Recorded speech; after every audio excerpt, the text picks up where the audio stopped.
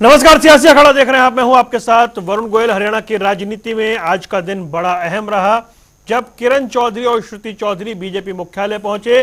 Bharatiya Janata party उन्होंने join की। उसके बाद बीजेपी के राष्ट्रीय अध्यक्ष जेपी नड्डा से भी मुलाकात हुई है। सवाल कई हैं। सवाल यह है कि आखिर कांग्रेस में स्थिति बनी क्यों, और ऐसा पहली बार नहीं हुआ है। कई नेता पहले भी अतीत में कांग्रेस छोड़कर गए हैं। लगभग बात वही रहती है कि पार्टी व्यक्ति विशेष के हाथ में चली गई है, किसी एक व्यक्ति के हाथ में पूरी पार्टी चल रही है। और किरण चौधरी ने तो ये तक शब्द इस्तेमाल किए कि पार्टी एक व्यक्ति की जागीर बन गई है। मौजूदा समय की राजनीति में दिलचस्प बात यह भी है कि भजनलाल, बंसीलाल, चौधरी, देवीलाल के परिवार के लोग एक ही झंडे के नीचे नजर आ रहे हैं। ऐसा हरियाणा की राजनीति में पहली बार हुआ है, और उसके पीछे जो नाम है वो नाम है मनोहर लाल। तो हरियाणा में आने वाले विधानसभा चुनाव में क्या कुछ होगा, उस पर भी चर्चा करेंगे। पहले रिपोर्ट देखिए।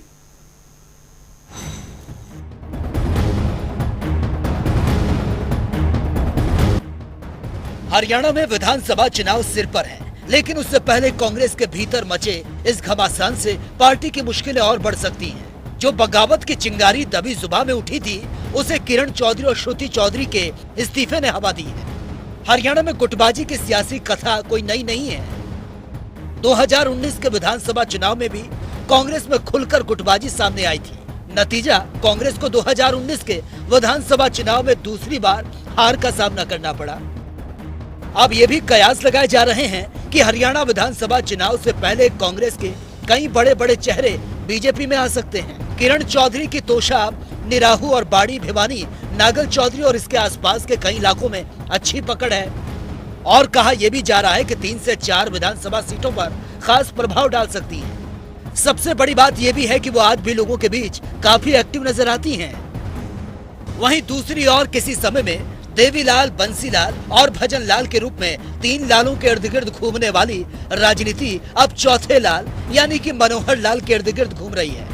हालांकि देवीलाल, बंसीलाल और भजनलाल के कार्यकाल को देखें तो अलग अलग राजनीति करने वाले इन तीनों लालों की विरासत अब भारतीय जनता पार्टी सहेज रही है। इन तीनों लालों के लाल अपने राजनीतिक भविष्य तलाशने के लिए इनकी विरासत को छोड़कर भारतीय जनता पार्टी के झंडे तले जुटना शुरू हो चुके हैं। बंसीलाल हरियाणा के पूर्व मुख्यमंत्री रह चुके हैं।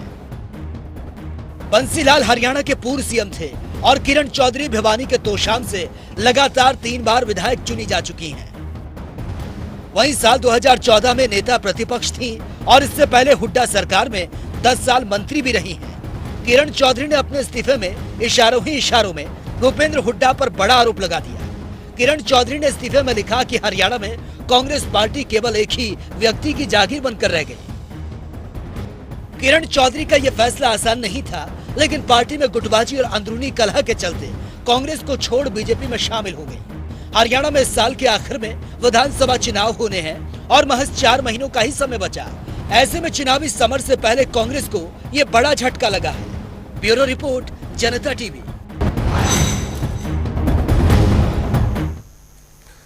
ये जो रिपोर्ट आपने देखी, इसमें करेक्शन है। किरण चौधरी 5 बार की विधायक हैं। और चलिए अब चर्चा को आगे बढ़ाते हैं। हमारे साथ कई मेहमान जुड़ गए। पंकज बेनीवाल भारतीय जनता पार्टी का पक्ष रखेंगे, कमल हांडा जी कांग्रेस का पक्ष रखेंगे, रजवन डहीनवाल इंडियन नेशनल लोकदल से हैं, राजेंद्र सोरकी आम आदमी पार्टी से। आप सभी का स्वागत है।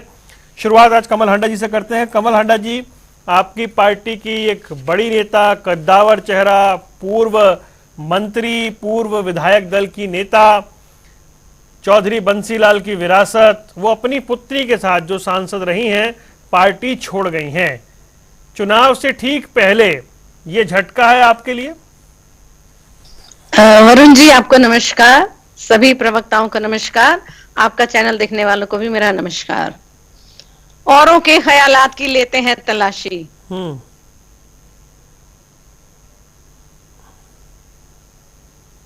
ठीक है, गई है किरण चौधरी जी। उनकी चिड़ और उनका क्या कहूँ मैं, I lack word to express that, कि निराशा मैं कहूँगी उनकी, या फ्रस्ट्रेशन कह सकती हूँ मैं, कि जो उनकी बेटी को टिकट नहीं दिया गया, लेकिन जो इतना दिया उस पर उन्होंने झाड़ू फेर दिया कि जिस कांग्रेस ने आपको इतना कुछ दिया, आपकी बेटी को एक बार अगर सांसद का, एमपी का टिकट नहीं मिला तो उसमें इतना बिल बिलाने की जरूरत नहीं थी। बड़ी शर्मनाक बात है। मैं बड़े स्पष्ट शब्दों में बोलूंगी और सच बोलूंगी, क्योंकि झूठ मैं बोल नहीं सकती, because I am not a Bhajpa. Okay, तो और जैसे आप ही ने गिना दिया अपनी रिपोर्ट में उनको क्या क्या पद मिले, 10 साल तक मंत्री रही, सांसद, राज्यसभा की सांसदी भी मिली, उनको सब कुछ मिला। किसने दिया? कांग्रेस ने पहचान दी। लेकिन इन्होंने अपने पिताजी से सीख नहीं ली कि आप जब आप एक पार्टी को आप सिंसियर होते हैं तो आप उनको सिंसियर रहना चाहिए। तो मतलब मुझे लगता है कि ऐसे बड़े नेता जिसे हम कहते हैं, आपने भी जैसे कहा कि बड़ी नेता, कद्दावर एंड ऑल दैट, तो एक बड़ापन इसमें कौन सा है, मुझे ये समझ नहीं आता। ये बड़ापन है कि आप अपनी महत्वाकांक्षा के चलते हुए आप पार्टी की सीट में चुनाव होते, नंबर 1। दूसरी बात, ये जो इनको चिड़ मचती है हुड्डा साहब से, मैं बताना चाहूंगी एआईसीसी की मेंबर ये भी रही हैं और उदय भान जी ने, हुड्डा साहब ने इनका नाम भी रखा था। लेकिन पार्टी का एक रूल था कि जो 2 बार पिछली बार हारा है उसको टिकट नहीं देंगे, तो इस वजह से इनको टिकट नहीं मिली। हमने पवन बंसल जी को भी चंडीगढ़ में नहीं दी, लेकिन उन्होंने कोई ऐसा स्टेटमेंट पब्लिकली आकर नहीं दिया, ना ही उन्होंने बीजेपी जयप्रकाश भी हार गए थे 2 चुनाव। कोई बात नहीं सर, जीत हार चलती रहती है। उनको दे दिया आपने टिकट? हाँ जी, जयप्रकाश 2 चुनाव हारे, आपने उनको टिकट दे दी। अब ये तो आला कमान का फैसला था। हाँ, आला कमान का फैसला था एआईसीसी का, उसमें तो I am nobody to interfere. ठीक है, हम तो छोटे से प्रवक्ता हैं, गायक। चलिए, आप कह रही हैं कि उनको चिढ़ हो गई या frustration is the right word. चलिए ठीक है, आपने कहा उनको फ्रस्ट्रेशन हो गई। आपकी पार्टी की एक और सीनियर मोस्ट लीडर या पूर्व अध्यक्ष, प्रदेश अध्यक्ष, मौजूदा समय में प्रभारी महासचिव और अब सांसद हैं, उन्होंने भी कह दिया, कुमारी सैलजा ने, कि इनजस्टिस हुआ है किरण चौधरी, श्रुति चौधरी के साथ। देखिए, उनकी मित्रता है आपस में, बड़ी क्लियर सी बात है। आप लोग जैसे एसआर के कहते हैं, तो मित्रता है तो उनको अपने मित्र के लिए चुभन तो हुई होगी, इस बात से भी मैं इनकार नहीं करती मैं। लेकिन एट द सेम टाइम, जैसा कि मैंने कहा कि औरों के ख्यालात की लेते हैं तलाशी, एक अच्छी जगह झांकने को अपना गिरेबाजी है। तो भाजपा में गुटबाजी कौन सी कम है? आप अनिल विज जी को ले लीजिए। अरे भाई कमल जी, मेरा प्रश्न ये है कि किरण चौधरी आज छोड़ गई हैं। मैं मूल प्रश्न पे आ रहा हूँ, कोई नुकसान है, आपको झटका है चुनाव में या नहीं? नहीं, हमारे राहुल जी तो ओपनली कहते हैं जिसको जाना हो अभी चला जाए। जो सिंसियर रहेगा पार्टी में वो टिका रहेगा, जिसने सिंसियर नहीं रहना वो कोई ना कोई एक्सक्यूज देकर जा सकता है। शायद उनको वहां पर कुछ मिल रहा होगा, कुछ लालच दिया होगा उनको, कुछ ना कुछ तो करा ही होगा, क्योंकि भाजपा तो ये काम करती है। ये इनके संस्कार है पिछले 10 सालों में। पंकज बेनीवाल भाई, क्या लालच दिया आपने? नमस्कार वरुण जी, सभी साथियों को नमस्कार, सभी दर्शकों को नमस्कार। देखिए, भारतीय जनता पार्टी जनता की पार्टी है। हर एक नए साथी का भारतीय जनता पार्टी में स्वागत है। आज कांग्रेस का दामन छोड़कर भारतीय जनता पार्टी का दामन थामने वाली श्रुति चौधरी जी, उनकी मां किरण चौधरी जी, जो कि बंसीलाल परिवार की राजनीतिक विरासत में आज वो भारतीय जनता पार्टी का दामन थामती है, तो निसंदेह भारतीय जनता पार्टी का जो परिवार है, जो संगठन है, वो और मजबूत होता है। हमारे परिवार का बढ़ाव और बढ़कर हमारा कुनबा लगातार बढ़ता जा रहा है। और भारतीय जनता पार्टी कभी भी किसी प्रलोभन में या किसी में या कोई भी ऐसे काम नहीं करता है, क्योंकि भारतीय जनता पार्टी हमेशा देश हित में फैसले लेती है। और आपने श्रुति चौधरी और किरण चौधरी को भी सुना होगा, उन्होंने विकसित भारत की बात कही है दोनों ने, कि जो प्रधानमंत्री नरेंद्र मोदी जी ने विकसित भारत की परिकल्पना आज की है, जो सपना लिया है 2047 तक, हम उसके साथ हैं कि हमारा फैसला देश हित में है। दोनों के ही शब्द मैं सुन पा रहा था, दोनों ने ही ये कहा कि हमारा फैसला आज देश हित में है। किरण चौधरी जी ने कहा कि मैं एक कार्यकर्ता, ग्रास रूट कार्यकर्ता बनकर भारतीय जनता पार्टी की सेवा करूंगी, जैसा कि मैंने कांग्रेस में भी किया। पिछले कई दशकों में कमल हांडा की मान नहीं रही है कि उनकी पार्टी की कद्दावर नेता, बहुत बड़ी नेत्री आज भारतीय जनता पार्टी को ज्वाइन कर चुकी हैं। और इनको चरखी दादरी और भिवानी जिले के अंदर कितना बड़ा लॉस अब हो गया है, शायद कमल हांडा जी को पता नहीं है, क्योंकि वो भूपेंद्र सिंह हुड्डा के इर्द गिर्द घूमती है। क्योंकि उन्होंने, अगर आप उनकी बयान सुने 2-3 दिन पहले के किरण चौधरी जी के, उन्होंने कहा इस्तीफा देने से पहले मेरी बेइज्जती हुई है, मुझे हर वो पटल या हर वो स्टेज जिस पर मेरी बार बार बेइज्जती की गई मैं बता नहीं सकती। में ये भी कहा कि मैं एक ईमानदार नेता हूं। भूपेंद्र सिंह हुड्डा का नाम लिए बिना उन्होंने ये कहा कि हमारे ऊपर तो सीबीआई ईडी की रेड नहीं पड़ती, इन पर ही क्यों पड़ती है, क्यों जमीन का घोटाला किया है, हजारों करोड़ का घोटाला किया है। तो इस तरह के जो आरोप थे वो उन्होंने भूपेंद्र सिंह हुड्डा पर इशारों में भी लगाए। और वीरेंद्र सिंह डूमर खां ने भी परसों यही बोला कि एक आदमी के हाथ में अगर पार्टी की कमान रहती है, संगठन एक ही आदमी के इर्द गिर्द घूमता है, तो पार्टी के बाकी कार्यकर्ता, या उन्होंने ये भी कहा कि मेरे कार्यकर्ता हमें ये सोचेंगे कि यार इनके पल्ले तो कुछ भी नहीं है, ये शब्द वीरेंद्र सिंह डूमर खां के। तो ये शब्द आज हर एक मतलब कांग्रेस के अंदर हर एक जो प्रखर नेता है, जो इनका चाहे कुमारी शैलजा हो, सुरजेवाला हो, वीरेंद्र सिंह डूमर खां हो, चाहे अभी कुछ दिन कल से कल तक किरण चौधरी जी भी नहीं हो, सब में भूपेंद्र सिंह हुड्डा एक ही नाम है जिसके खिलाफ मोर्चा खोल रखा है, वो है भूपेंद्र सिंह हुड्डा। तो मैं ये कहने में बिल्कुल संकोच नहीं करता हूं कि कांग्रेस के लिए आज डीमक का काम कर रहे हैं भूपेंद्र सिंह हुड्डा और हुड्डा ग्रुप, क्योंकि जैसे आज कांग्रेस के अंदर असंतोष फैला हुआ है और सारे के सारे अगर भारतीय जनता पार्टी में किरण चौधरी जी आई है तो आज वो खुली हवा में सांस ले रही है। जैसे ही उनका आज सदस्यता ग्रहण समारोह था तो जनता ने वह स्वर्गीय बंसीलाल जी के नारे लगाए, मोदी जी के लगाए, किरण चौधरी, श्रुति चौधरी, नायक सैनी, मनोहर लाल खट्टर जी के तमाम सब नेताओं के नारे वहां लगे और सबने जय श्री राम का उद्घोष भी वहां किया। तो सब ये समझते हैं कि आज अगर देश को कहीं आगे ले जाने की बात है, विकसित ले जाने की बात है, तो वो सिर्फ नरेंद्र मोदी जी या भारतीय ठीक है पंकज भाई जी, मैं आता हूं आपके पास, वापस लौटता हूं।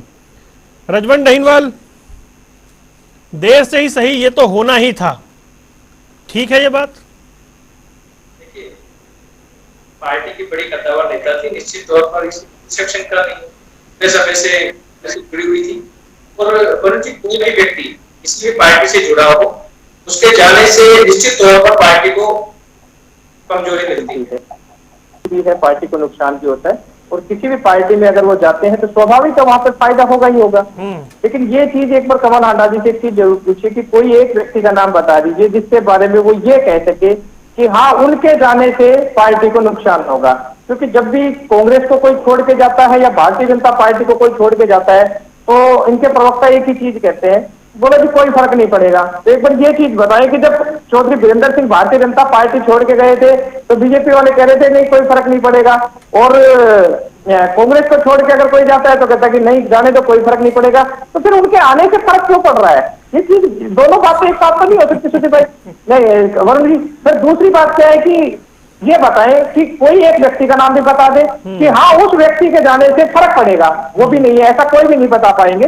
तो ये बातें इसलिए आती है कि ये मान के चलो कि अब कांग्रेस और बीजेपी दोनों की अगर बात करें तो भारतीय जनता पार्टी में सारे नेता चले गए थे। आपने भी देखा होगा पीछे बड़ी लंबी लंबी लिस्ट जा रही थी कि वो भी हमारे पास आ गया, वो भी हमारे पास आ गया, सब कुछ इनके पास आ गया था, ईडी सीबीआई।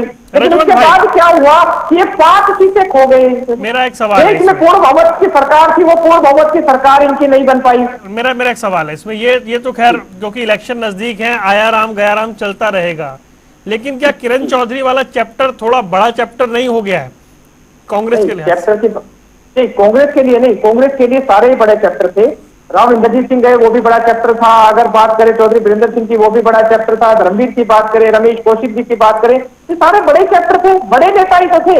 लेकिन अगर और भी कोई जाते हैं तो निश्चित तौर पर कोई ना कोई तो एक बार सोचना चाहिए, हाईकमान को सोचना चाहिए कि क्या वजह है कि हमारे पास जो आदमी, कुलदीप ईश्वर की भी बात करें, उनका भी नाम ध्यान में आ गया कि जो आदमी जो कांग्रेस में रह के जो अपनी लंबी राजनीति की है और उनको इतने लंबे राजनीति करने के बाद उनको दूसरे दल में जाना पड़ रहा है और दूसरे दल वाले उनको एडजस्ट कर रहे हैं, कहीं ना कहीं एडजस्ट कर रहे हैं, तो वो यहाँ पर ही उनको एडजस्ट क्यों नहीं कर पा रहे? तो ये सोचने की जरूरत है कांग्रेस के जो शीर्ष नेतृत्व है उनको। और मैं एक चीज और भी बताना चाह रहा था कि अभी जो आपको बताया था कि सब कुछ भारतीय जनता पार्टी में जा रहे हैं, सारे नेता भी बीजेपी में जा रहे हैं, उनके और पार्टी के कार्यकर्ता भी जा रहे हैं। उसके बाद ऐसी क्या वजह हुई कि वो सीटें हार रहे हैं? वो देश में अपनी जो तानाशाही का रवैया था वो रवैया इनका खत्म हो गया। अब देखना होगा, आपने देखा होगा कि किस प्रकार से वो लोक कल्याणकारी नीतियां बनाने के लिए पीछे लगे हुए हैं। ये कह रहे हैं आपको जो भी काम कुछ भी इनसे पूछो वही कह रहे कि कर देंगे।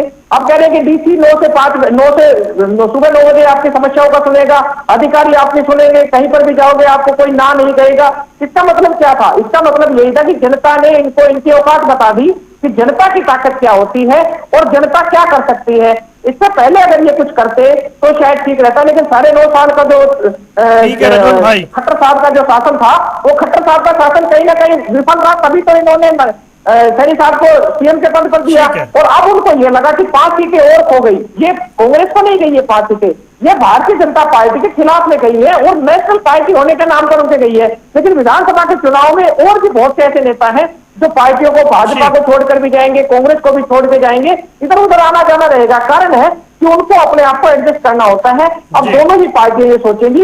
अब बीजेपी की कई बार वरुण जी एक चीज आती है कि बीजेपी के जो कार्यकर्ता है, जो मूल कार्यकर्ता है, वो ये सोचते हैं कि हमने बड़ी लंबी राजनीति की, दड़ी बिछाई भारतीय जनता पार्टी की, हमें तो कहीं नहीं मिलाया। कोई भी बाहर से आता है उसको कहीं राज्यसभा भेज देते हैं, कहीं मंत्री बना देते हैं, कहीं विधायक बना देते हैं। तो ये फूट भारतीय जनता में भी, पार्टी में भी चल रही है। जब भी ये बोलते हो ना, मुझे कोडाराम याद आ जाते हैं। ठीक है, आप जब भी ये बोलते हो मुझे कोडाराम याद आ जाते हैं आदमपुर में। ठीक है, रुक जाइए राजेंद्र। कोडाराम की बात नहीं, अच्छा वो करेंगे, ठीक है, हम अगर ये गलती कर, हमारी भी तो गलती थी ना, हम भी अपनी गलतियों को सुधार करेंगे ना। अगर वो हमारी गलती थी तो निश्चित तौर पर हम भी अपनी गलतियों को सुधार करेंगे। ये सैकड़ों गलती करके उसको हमने की, लेकिन हमारी एक गलती कर रहा हूँ भाई, मैं तो उनसे भी पूछ ही रहा हूँ।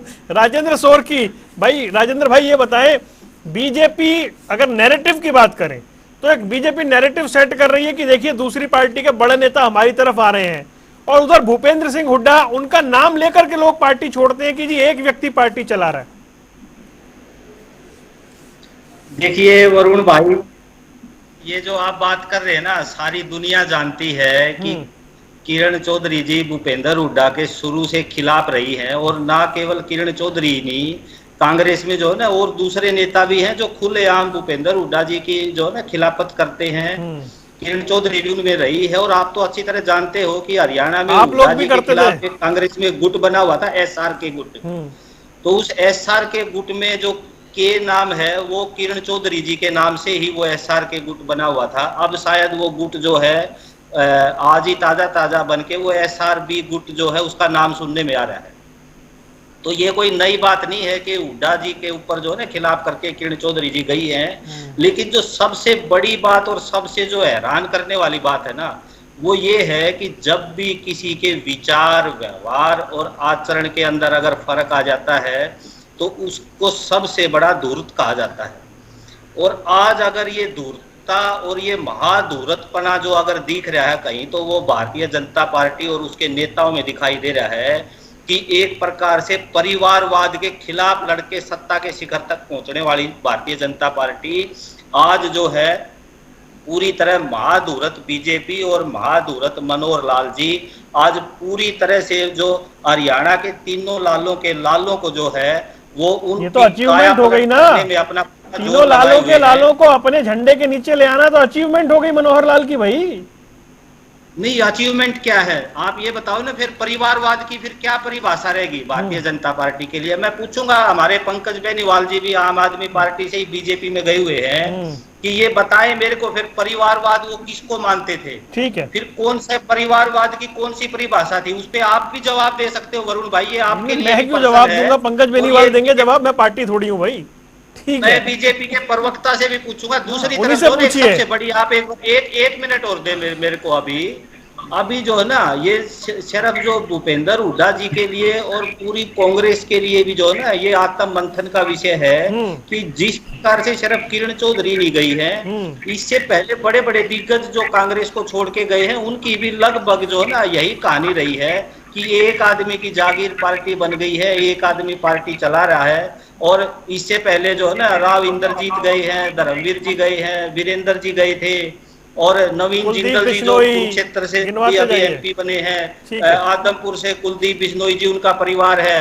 अमूमन जो है सारी कहानी यही रही है। ठीक है राजेंद्र भाई जी, आता हूँ फिर आता हूँ ना आपके पास। कमल हांडा जी, सच्चाई ये है कि हरियाणा कांग्रेस में रहना है तो हुड्डा हुड्डा कहना है, जो नहीं कहेगा उनको ऐसे ही बाहर जाना पड़ेगा। वरुण जी, बात ऐसी है, आप डिसेंसी देखिए हुड्डा साहब की। आज तक कभी आपने उनके मुंह से कोई गलत बयान नहीं सुना होगा। हालांकि हमारे जो प्रदेश प्रभारी हैं दीपक बाबरिया जी ने, उन्होंने बोला भी, बाकायदा लेटर इशू किया कि कोई पब्लिक बयान नहीं करनी, आपको जो बात करनी है AICC में आकर कर दी। उसके बाद भी ये लोग अपने आप को उनसे भी बड़ा समझते हैं कि नहीं जी हम तो अपनी मन मर्जी करेंगे, सिर्फ महत्वाकांक्षा के चलते हुए। बड़े शर्म की बात है।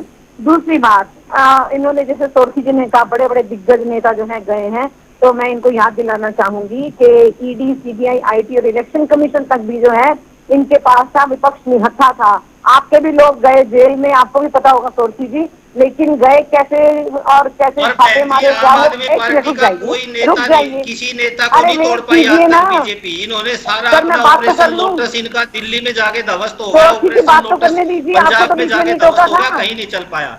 आप मानते नहीं है कि ईडी सीबीआई का मिसयूज हुआ, मानते हैं या नहीं मानते?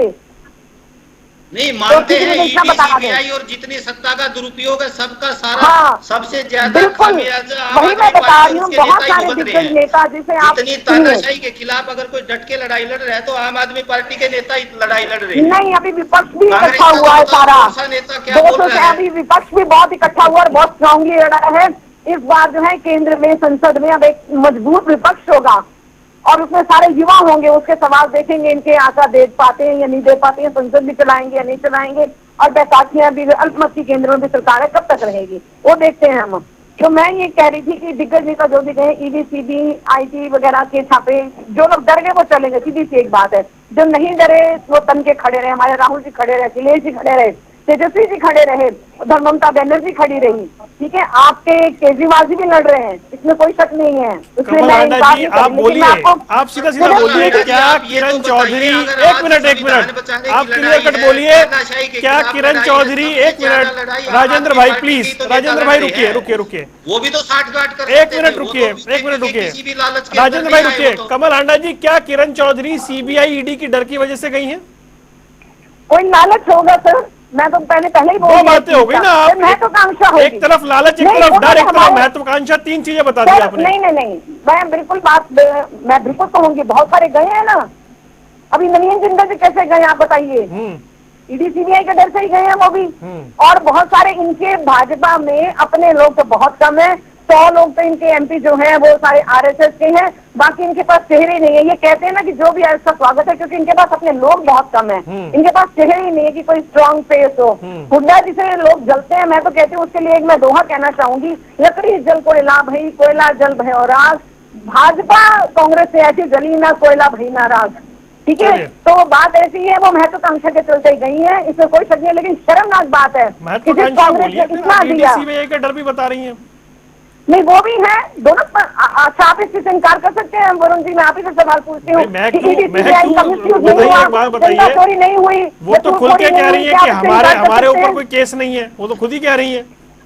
कौन कह रही है? किरण चौधरी की हम कोई जमीनों का काम नहीं करते। महत्वाकांक्षा है, महत्वाकांक्षा है, ये बोलती है, ठीक है। क्योंकि श्रुति चौधरी को टिकट नहीं मिला, मैं तो स्पष्ट बोल रही हूँ, मैं श्रुति चौधरी को टिकट नहीं मिला। इसी बात से क्या चौधरी बीरेंद्र सिंह ईडी सीबीआई के डर से गए थे बीजेपी में? कौन? चौधरी बीरेंद्र सिंह क्या ईडी सीबीआई के डर से गए थे? बात ऐसी है, बहुत से लोग ऐसे होते हैं, ये हमारे हिंदुस्तान की बड़ी ईडी सीबीआई के डर से गए थे बीजेपी में? सुन लीजिए वरुण जी, जवाब भी तो सुन लीजिए ना। ऐसा है, जब लगता है ना इंसान को हवा कहीं और बह रही है, मैं भी उस तरफ चला जाऊं, मुझे फायदा हो जाएगा, तो ये हिसाब हुआ है कि हाँ, जहाँ देखी हवा उधर को चल रही है जनाब, ठीक है भैया, चौधरी को लग रहा है कि हवा उधर बह रही है। बिल्कुल, हवा उधर इस टाइम नहीं बह रही है, इस टाइम तो हमने केंद्र में देख लिया, बैसाखी पर लाकर खड़ा कर दिया, एनडीए और नीतीश नायडू डिपेंडेंट अलायंस हो गई है वरुण जी। ठीक है, पंकज बेनीवाल, एक सवाल ये कि जिसे आप अचीवमेंट मान रहे हैं कि हरियाणा की राजनीति के 3 लाल एक झंडे के नीचे उनके परिवार, उनके वंशज आ गए हैं, तो सवाल पूछा जा रहा है कि अब परिवारवाद नहीं है क्या? देखिए वरुण जी, ये भारतीय जनता पार्टी ही है जिसके अंदर देवीलाल जी के परिवार के सदस्य, भजनलाल जी के परिवार के सदस्य और बंसीलाल जी के परिवार के सदस्य आज एक ही झंडे के नीचे एक ही झंडा अपने हाथ में लिए हुए विकसित भारत की परिकल्पना में अपना काम कर रहे हैं। तीनों ही घरानों की बात एक ही रही होगी कि देश विकसित होना चाहिए, चाहे मैं आप देवीलाल जी की बात कर लीजिए, बंसीलाल जी विकास पुरुष के नाम से जाने जाते हैं, भजनलाल जी भी राजनीति में बहुत अच्छा कद रखते थे और हरियाणा को आगे ले जाने का काम किया है। तो तीनों ही परिवारों की राजनीति यही थी कि देश आगे बढ़े, प्रदेश आगे बढ़े, और आज उन तीनों परिवारों को लग रहा है कि भारतीय जनता पार्टी एक ऐसी पार्टी है जो आज देश को आगे लेके जा रही है। तो आज तीनों परिवार भारतीय जनता पार्टी के साथ हैं। आज प्रवक्ता आम आदमी पार्टी राजेंद्र सौरखी मेरे भाई बोल रहे हैं कि कुछ बातें कही इन्होंने, अपनी पार्टी के बारे में झांक के देख लीजिएगा जनाब। भ्रष्टाचार के खिलाफ खड़े हुए अरविंद केजरीवाल आज उस भ्रष्टाचार में अरे पंकज भाई, फिर परिवारवाद के खिलाफ कब खड़े थे? वो कौन से परिवारवाद के खिलाफ आप खड़े हुए थे? देश को ये भी तो बताओ आप एक बार देश को स्पष्ट करो कि आप किस परिवारवाद के खिलाफ लड़ाई लड़ रहे थे। प्रधानमंत्री आपके आगे हैं, भ्रष्टतम प्रधानमंत्री विश्व के, जनता दो पार्टी सीएम के, अभी बिहार के अंदर ये फर्क, ये देश की विधानसभा चुनाव में आपको इसका करारा जवाब मिलेगा। चाहिए आपको पंकज जी, चुनाव लड़ लिया, जैसन बन रहे हैं आप। आज एसआर के गुट पे आज उंगलियां उठा रहे हैं आप लोग। आज कांग्रेस नहीं, आप जैसन बन गए पंकज जी। शर्म आनी चाहिए कि कांग्रेस के शर्म आपको आनी चाहिए। कांग्रेस के खिलाफ पार्टी का जन्म किया। आज आप कांग्रेस की जनता चोर पार्टी, क्योंकि आज आप लोग भी भ्रष्टाचार में लिप्त हो गए हैं, इसलिए हम कह पा रहे हैं कि हम कंधे से कंधा मिलाकर खड़े हैं। आज आम आदमी पार्टी और कांग्रेस कंधे से कंधा मिलाकर भ्रष्टाचार में संलिप्त है, दोनों बराबर है। इसलिए आज हमारा भ्रष्टतम प्रधानमंत्री मोदी जी देश पर 215 लाख करोड़ का कर्जा कर दिया, प्रदेश पर भ्रष्टतम मुख्यमंत्री खट्टर जी 4.5 लाख करोड़ का कर्जा कर दिया। बेटियों को रोना आपने, महिलाओं के छवि लेते आते, आप महिलाओं के बड़े सम्मान करते हैं, क्या सम्मान किया? आपकी आज एक प्रवक्ता बोल रही थी कि गलियों में काम करती थी द्रौपदी मुर्मू, आपकी आज एक संध्या जी प्रवक्ता दूसरे चैनल पर बोल रही थी क्योंकि वो गलियों में काम करती थी। शर्म नहीं आई आपकी? उसको शर्म नहीं आई आपकी प्रवक्ता को? भ्रष्टतम पार्टी विश्व की। चलिए रुक जाइए, रुक जाइए प्लीज, प्लीज रुक जाइए, रुक जाइए, प्लीज रुकिए, प्लीज रुक जाइए, ठीक है रुक जाइए प्लीज। भाई थोड़ा सा तो रेफरी का काम करो आप भी। नहीं, मेरे को जब जरूरत है मैं कर देता हूँ। रजवंत अहीनवाल, मुझे बताएं कि अभय चौटाला ने बयान दिया कि कांग्रेस में सिर्फ पिता पुत्र बचेंगे। अब तो कांग्रेस ने अच्छा परफॉर्म किया है भाई, 5 सीटें जीती है, वोट परसेंटेज 18% बढ़ गया है, हरियाणा में आधे सांसद हो गए हैं और पार्टी माहौल बनाने की कोशिश कर रही है। ऐसे टाइम में वो ऐसा दावा कैसे कर सकते हैं? आपको क्या लग रहा है कि अभय सिंह चौटाला कहीं गलत थोड़ी कह रहे हैं? कारण है उसका कि मैं आपको अभी थोड़ी देर पहले क्या कहा था कि ये जो वोट भारतीय जनता पार्टी के खिलाफ वाले वोट है वो कांग्रेस को मिले हैं। कहीं आपको ये लग रहा है कि कांग्रेस की लहर है, तो कांग्रेस की कहीं पर कोई लहर नहीं है। हाँ, मैं ये चीज कहता हूँ कि जब पार्टियों का, जब लोगों का इंडिया गठबंधन की जो एक बात चल रही थी, वो इंडिया गठबंधन को वोट मिली है, उसमें आप अकेले क्रेडिट कांग्रेस को क्यों दे रहे हैं? या भारतीय जनता पार्टी के खिलाफ की जो बात आ रही थी, वो भारतीय जनता पार्टी के खिलाफ लोगों ने एकजुट होकर और एक नेशनल पार्टी, दूसरी नेशनल पार्टी, इंडिया गठबंधन, उनको वोट देने का काम किया है, क्योंकि उनको दिमाग में एक चीज थी कि भारतीय जनता पार्टी को सत्ता से बेदखल कैसे किया जाए। और रही बात अब मैं वरुण भाई, एक चीज बार बार आती है कि जब किसी भी पार्टी के बड़े बड़े नेता का पार्टी छोड़ के जाएंगे तो फिर वो कैसे कहेंगे कि अब हमारा माहौल है। किरण चौधरी कोई छोटी मोटी नेता नहीं है, वो कद्दावर नेता है, श्रुति चौधरी कद्दावर नेता है। अगर उनके पास अगर और भी इसी में बात चल रहा हो, जैसे अभी बात चल रही थी एसआर के हट गया, लेकिन के हटने के बाद हो सकता है एसआरपी भी हो सकता है उसमें एसआरए भी हो सकता है। जुड़ने तो नाम है, ग्रुप तो निश्चित तौर पर बने रहेंगे। वो ग्रुप इस वजह से बन रहे हैं क्योंकि वहां पर कांग्रेस में असली कांग्रेस और नकली कांग्रेस की बात चल रही है। आपने देखा होगा कि कांग्रेस में वहां पर जो वजूद की लड़ाई चल रही है, वो अपने निजी वर्चस्व की लड़ाई चल रही है। किसी को यह वहम हो जाए कि मेरी वजह से कांग्रेस जिंदा है, तो ये वहम नहीं है। हाँ, मैं ये चीज जरूर बताना चाहूंगा कि जो लोग भारतीय जनता पार्टी वाले कभी देवीलाल, बंसीलाल, भजनलाल परिवार को कोसते थे, पानी पी पी कर कोसते थे, आज उन्हीं के परिवार को लेकर आज ये उनको विकास पुरुष पता नहीं क्या क्या कहकर अपने आपको अभी देखने बता रहे थे कि वो भी विकास पुरुष और वो भी विकास पुरुष। जब उनकी सत्ता थी तब कैसे विकास पुरुष थे, ये एक बार इनसे जरूर पूछना। लेकिन ये बात मैं बता देता हूं कि भारतीय जनता पार्टी का अब तक का पलट होने जा रहा है। भारतीय जनता पार्टी के खिलाफ कि कितने ये लोग हो जाए, वो जनता ने मन बनाया हुआ है कि बीजेपी को सत्ता से बेदखल करना है। आप कह रहे हैं कि कांग्रेस में सिर्फ पिता पुत्र बचेंगे, बीजेपी का तख्ता पलट होने जा रहा है, तो जो लोग पार्टी छोड़ेंगे वो जाएंगे कहां? आईएनएलडी में तो नहीं जा रहे वो?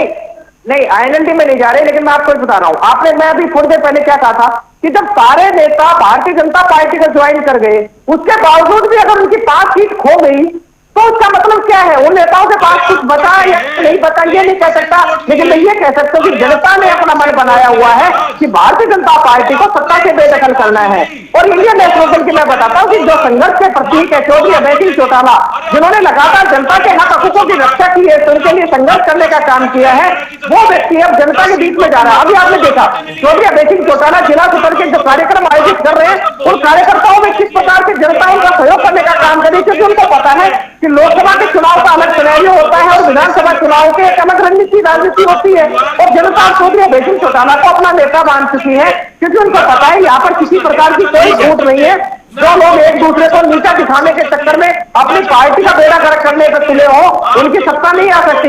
आज हालात यही होगी कि चौधरी अभय सिंह चौटाला जो वर्कर जो आएंगे इंडियन नेशनल पार्टी, निश्चित तौर पर आपको देखना माहौल बदल कर दिखाएगी। आपको दिन दूर नहीं है, चुनाव नजदीक है और वही चुनाव सबको तख्ता पलट करके दिखाएंगे। प्लीज रुकिए राजेंद्र सोरकी, मुझे बताएं, रुकिए ना पंकज, आ रहा हूँ। राजेंद्र सोरकी, मुझे बताएं कि आज का जो घटनाक्रम रहा है, आ रहा हूँ कमल जी, आ रहा हूँ, जो आज का घटनाक्रम रहा है उसका इम्पैक्ट हरियाणा के आने वाले चुनावों में क्या रहेगा? भूपेंद्र सिंह हुड्डा मजबूत होंगे आपके हिसाब से या बीजेपी मजबूत होगी? देखिए वरुण भाई, ये जो अभी लोकसभा का जो रिजल्ट आया है उसको भूपेंद्र हुड्डा जी अपनी उपलब्धि बिल्कुल भी ना माने, क्योंकि ये जो लोकसभा का जो चुनाव था ये पूरी तरह से जनता ने अपने हाथ में लिया हुआ था। जनता चुनाव लड़ रही थी और पूरी तरह से ये जो चुनाव था ये एक प्रकार से जो धर्म की चाशनी की चद्दर और जो संविधान बचाने वाले और तानाशाही के खिलाफ लड़ने वाले लोगों के बीच ये चुनाव था। इसमें कहीं किसी का कोई जो है योगदान नहीं है। ये चुनाव पूरी तरह जनता ने अपने हाथ में लिए हुए था। लेकिन आज बिल्कुल सारे हरियाणा में एक बात बिल्कुल स्पष्ट रूप से पता लगती है कि भाई INLD JJP का जो वोट बैंक था वो बिल्कुल अपने कलम की तरह खाली हो चुका है और इनके पास कोई जनाधार नाम की चीज बची हुई नहीं है। सीटें कैसे खोली आपने? पंकज बेनीवाल एक बार ये बताएंगे, पंकज बेनीवाल एक बार ये बताएंगे कि आप 10 की सीटों पर जीत का दावा करते हैं, आपने 5 सीट कैसे खोली है, पर उसके बारे में जरूर बताएं। जब आपने बेहतर कार्य किया, विकास का काम किया, फिर आपकी 5 सीटें कैसे वो बता दें। हरियाणा की बात करते हैं, सारे मत बोलिए। और व्यवहार और विचार के खिलाफ जिस प्रकार परिवारवादियों को एक जगह इकट्ठा करके और परिवारवाद के खिलाफ अपनी लड़ाई को जिस प्रकार से प्रदर्शित कर रहे हैं, मनोहर लाल जी पूरी तरह बीजेपी को डुबाने पे लगे हुए हैं। और आज इसीलिए जो कमल आंडा जो 5 सीटें आपने जीती, आप ये मत समझिए भूपेंद्र सिंह हुड्डा की वजह से आई हैं, आपके साथी कह रहे हैं राजेंद्र सोरकी। सर दोबारा बोलिए, इनके शो में पता नहीं चला कि राजेंद्र भाई रुकिए। जो आम आदमी पार्टी ये कह रही है कि जो 5 सीटें आपने जीती हैं आज हर वो भूपेंद्र सिंह हुड्डा ये ना समझे कि उनकी वजह से जीती हैं। हरियाणा के लाल केजरीवाल और आम आदमी पार्टी के इंकलाब की जो सैलाब आएगा उसके नहीं राजेंद्र भाई रुकिए, राजेंद्र भाई रुक जाइए भाई, रुक जाइए प्लीज, रुक जाइए। हाँ जी कमल जी बोलिए। हाँ जी, ऐसा है सोरकी भाई को मैं बता दूं, आपने सुशील गुप्ता जी जिनको आपने प्रत्याशी बनाया, हमने उनको बहुत सपोर्ट किया, वो भी जीत जाते अगर वो खिलाफत में थे। INLD के प्रवक्ता को जवाब देना चाहूंगी जो कहते हैं जी नहीं 2 गुट थे भाजपा के और इसलिए हमें 5 सीटें मिल गई। तो 10 प्रत्याशी तो आपने भी थे इनेलो के, आप नहीं मिलाते तो सब हुई। और दूसरी साथ थे वो परिवार में जी में से निकाल दिया गया, आप नहीं करते हैं, ठीक है ना। तो आपका ये गया तो की तरह आपकी भी जरूरत हुई, ऐसी बात नहीं है बिल्कुल। अगर उनको लगता है कि भाई यहाँ हुड्डा जी के उसका नहीं है तो ये उनकी गलतफहमी है, वो उस गलतफहमी में रहना चाहते हैं तो let him be, we don't care. हमें पता है कौन कितना स्ट्रांग है कितना नहीं है, हमें किसी से सर्टिफिकेट नहीं चाहिए वरुण जी कि कोई ये कह रहे जी यहाँ हुड्डा जी की वजह से नहीं है या हुड्डा जी की वजह से नहीं है। देखा नहीं है आपने, आप ठीक करते थे ना 200 करोड़ देकर आए थे आपको सुशील गुप्ता जी राज्यसभा का सांसद बनने के लिए। मैं भी याद दिला दूं, अगर आप जब ऐसी कड़ी बात करेंगे तो जवाब भी ले लीजिए, तो जवाब भी ले लीजिए। पंजाब में तो हुड्डा साहब नहीं थे, पंजाब में हुड्डा साहब नहीं थे, वहाँ पर कांग्रेस की 7 सीटें आई। पंजाब में आपकी सरकार थी, वहाँ पर चुप रहिए, बीजे मत बोलिए, आप नहीं बोली थी मैं तो आपकी सरकार थी, वहां पर तो हुड्डा साहब नहीं थे, वहां पर आपकी सिर्फ 3 सीटें आ गई, साथ हमारी आएगी, उसका भी जवाब दे दीजिए आप। वहां कैसे हो गया, वहां पर तो हुड्डा साहब नहीं थे। चलिए, अलायंस खत्म हो गया, सबको अपने अपने दम पे लड़ना है, ये जीत गया। और ऐसा है जाने का काम कर रहे हो आप। से आप ऊपर चढ़ जाएंगे तो ये बहुत गलत फहमी है। इंडिया गठबंधन को कर रहे हैं, केजरीवाल ने जो कर रहे हैं, समझे आप? संविधान बचाने की और लड़ाई आज एक बात मैं जरूर पूरा फायदा कांग्रेस ने आज उठाने एक का काम बात किया जरूर है। कहूंगी मैं, और बहन जी आपको याद होना जो भाजपा पंजाब के आई, अंदर अपने भाजपा रिजल्ट केंद्र में का आई करके आपकी वजह ये से सीटों की लड़ाई देश नहीं बर्बाद थी। हुआ ये आपकी लड़ाई वजह से। देश बचाने की सुन थी, ये लीजिए, लड़ाई देश संविधान बर्बाद हुआ बचाने की वजह से। थी। हरियाणा के लाल केजरीवाल ने कांग्रेस के प्रत्याशियों के लिए भी प्रचार करने का काम किया। भाजपा आई आपकी वजह से, देश बर्बाद हुआ ठीक है, आपकी वजह बात से। किरण चौधरी से शुरू हुई थी, देखिए आम आदमी पार्टी और आप देख रहे हैं किस तरीके से कांग्रेस, आप समझ लीजिए गठबंधन अब कहां पर है, और विधानसभा के चुनाव में सबने अपने अपने दम पे लड़ना है, वो दिख गया। माफी चाहता हूं, समय नहीं है, पंकज भाई माफी चाहता हूं, समय नहीं है। आप चारों मेहमानों का जुड़ने के लिए बहुत बहुत शुक्रिया। तो सियासी अखाड़ा देख रहे थे आप, रुक रहे हैं कुछ देर के लिए, खबरों का सिलसिला लगातार जारी है।